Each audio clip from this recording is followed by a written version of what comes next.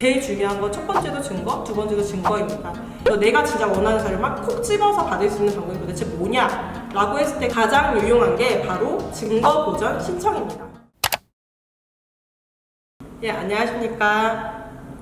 최유경 변호사입니다. 지난 시간에는 수술방에 CCTV 설치 의무화가 된 거에 대해서 어떤 경우에 설치를 꼭 해야 되고 녹화는 어떤 식으로 이루어지고 자료를 받으려고 하면 어떻게 해야 되고에 대해서 말씀을 드렸어요. 수술방에서 CCTV를 찍는 거 그리고 설치해야 되는 경우가 굉장히 한정적으로 되어 있기 때문에 자료 확보하는 데 좀 어려움이 있으실 수 있을 것 같아서 의료사고가 의심된다라고 했을 때 어떻게 CCTV 같은 영상 자료 다른 의무기록 같은 증거 자료를 빠르게 확보하는지에 대해서 오늘은 말씀드리고자 합니다.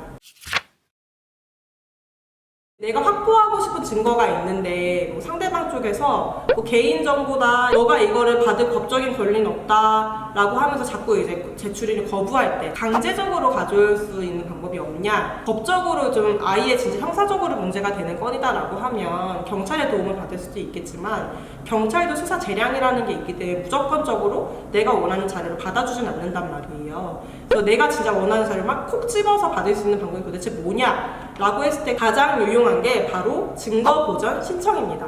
증거 보전 신청을 하려면 꼭 소송을 제기해야 되는 거 아닌가요? 라고 궁금해하실 수 있을 것 같아요. 결론부터 말씀드리자면 소송을 제기하기 전에도 증거 보전 신청을 할 수 있습니다. 왜냐면 이 신청 제도 자체 의미가 시간이 지나면 이 자료를 확보할 수 없을 때 빨리 이게 확보하는 조치가 필요할 때 하는 거거든요. 소송을 제기하시지 않으셔도 증거 보전 신청은 가능합니다. 그렇다고 해서 아무 때나 법원이 너 신청했네 내가 받아줄게 라고 하는 건 아닙니다. 왜냐면 영상 자료 같은 경우는 다른 사람도 이해관계가 충분히 달릴 수가 있는 부분이기 때문에 진짜 이 사람이 꼭 이 자료를 확보하는 게 필요하다라는 거에 대해 소명이 돼야 됩니다. 증거 보전 신청을 할 때에는 어디다 해야 되냐, 이 증거를 가지고 내가 소송을 제기할 법원 있잖아요. 법원에다가 이제 제기를 하셔야 되고요. 4가지는 꼭 적어서 제출을 해야 됩니다. 첫 번째로 상대방이 누구냐, 증거 소지인이라고 하죠. 누가 이 증거를 갖고 있는지에 대해서 밝혀야 됩니다. 두 번째는 이 증거를 확보해서 당신이 증명할 사실이 도대체 뭐냐라는 거에 대해서 구체적으로 설명을 해야 됩니다. 이 증거가 필요한지에 대해서 법원에다가 얘기를 해야 되는 거죠. 의료사고로 빗대자면 분명히 내가 그 전에는 신체상의 이상이 없었는데 수술 받고 난 이후부터 갑자기 장기가 너무 아프다라든지 없던 이제 외상이 생겼다라든지 이런 부분에 대해서 구체적으로 설명을 해야 됩니다. 세 번째로는 이걸로 인해서 내가 어떤 증거를 확보하고 싶은 거냐라는 거에 대해서 얘기를 해야 돼요. 그냥 추상적으로 그 병원에 있는 CCTV 다 주세요 라고 하면 그건 무조건 기각 납니다.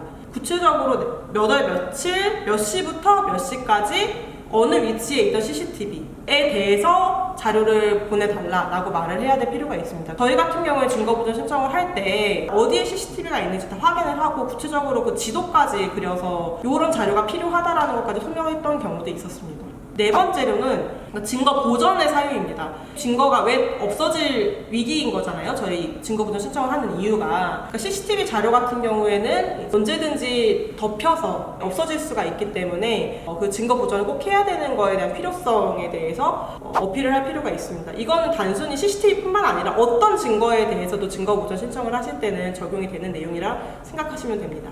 상대방한테 그러면은 증거 보전 신청을 할 때 의견을 물어보냐에 대해서 이제 궁금하신 분들이 있을 거예요. 이거 사안에 따라 사실 좀 다른데요. 증거 보전 신청을 분명히 우리가 요청을 했는데 나에 대한 자료여서 요청을 내가 분명히 했는데 병원 쪽이나 상대방 쪽에서 제출을 거부하는 경우다 라고 하면은 왜 그걸 거부했는지에 대해서 의견을 물어볼 수는 있을 것 같아요.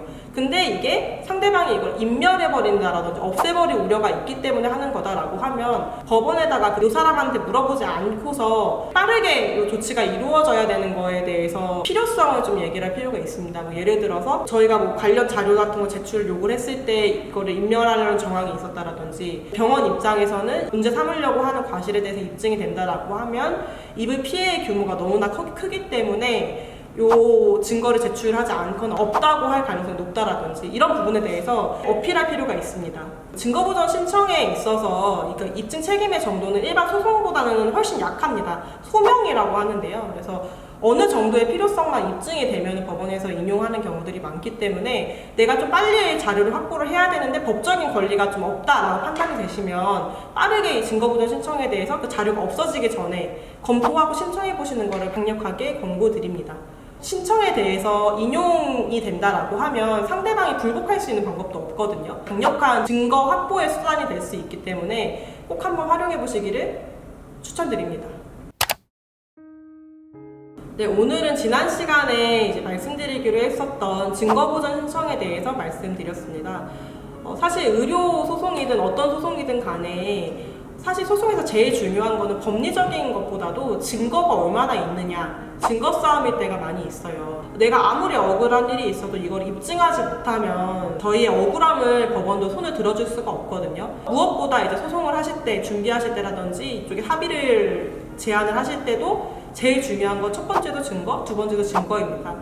증거 확보에 좀 강력한 수단으로서 증거 보전 신청이 있으니까 개인적으로 확보하기 좀 어려우신 상황이다라고 하면 반드시 그 증거 보전 신청에 대해서 고려해 보시기 바랍니다. 감사합니다.